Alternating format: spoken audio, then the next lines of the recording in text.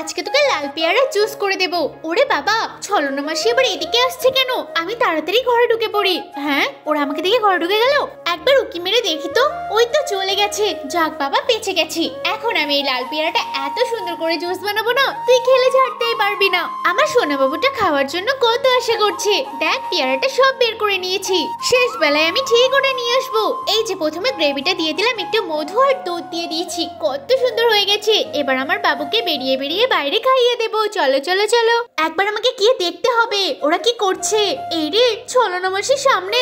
এই কি হচ্ছে এখানে? কি হচ্ছে? এটা আমি খাবো, আমি খাবো।